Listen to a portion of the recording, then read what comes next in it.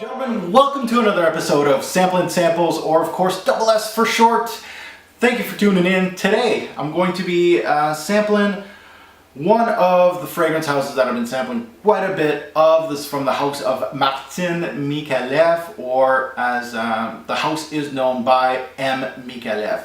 Martin's work I've been checking out quite a bit the past few years. You probably haven't heard much on my channel, actually probably none at all on my channel, from the house of Micallef, just because I don't own any bottles yet from the house. The house itself, I'm interested in a lot of them. A lot of them are really well done, and then a lot of other scents of hers just remind me of other scents, either designer or niche. Kind of feel like they're like grabbing an idea and making their own type of thing. So Royal Vintage is one of those. Really, when I first smelled Royal Vintage, it's easy. If you're an owner of Aventus, the introduction of Aventus to this introduction is very similar. So basically, for me, on the house of Micallef, I've been on a Micallef kick. You guys probably don't know because I don't own any bottles. I haven't talked about Micallef at all on my channel. I've sampled at least a dozen of her scents. There's some that are going to be buy worthy. You're going to see a few bottles from the Micallef house coming into some of my hauls. Again, there's some that are highly disappointing. So now, I love some of her work, and let's take a look at the newest of her collection, Royal Vintage. Now, pricing. A 100 milliliter bottle of this stuff is going to cost you about $185 American retail. I believe that's how much it is on Lucky Scent at the moment. Very pricey stuff. My impressions. I actually only wore this one night. I was watching hockey game as usual, and I was wearing this, and I was actually talking in a Facebook group about this fragrance to some fellow reviewers about it. So just seeing what they thought about it, but I was wearing it that night. It was really interesting what those guys had to say. Today I'm wearing it on my skin right here.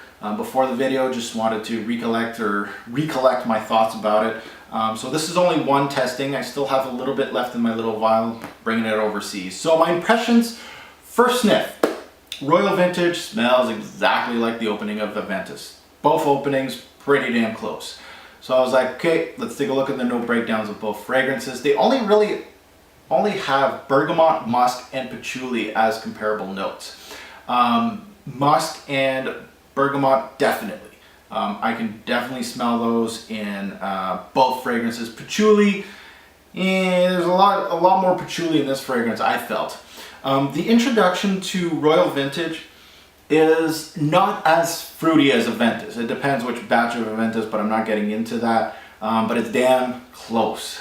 Especially the woody aspect, the pink peppers here, and the smoke.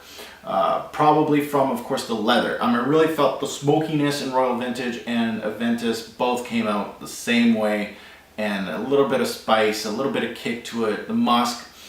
This one came out greener after a while, but remains fresh with the bergamot. Micallef does lose points here for not being very unique, to be honest. And on the other hand, it is actually a solid scent. If you were blinded and never smelt or never heard of Aventus, this one would be actually pretty good. You gotta look at it in that degree. It didn't wow me, neither did Aventus, to be honest with you guys. It feels like just a casual scent that I'd wear around, to be honest.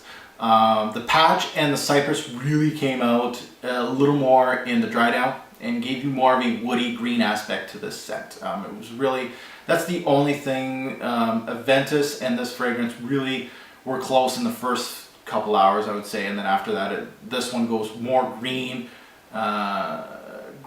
woody, musky, of course, and a little pinch of leather, and of course that cypress there.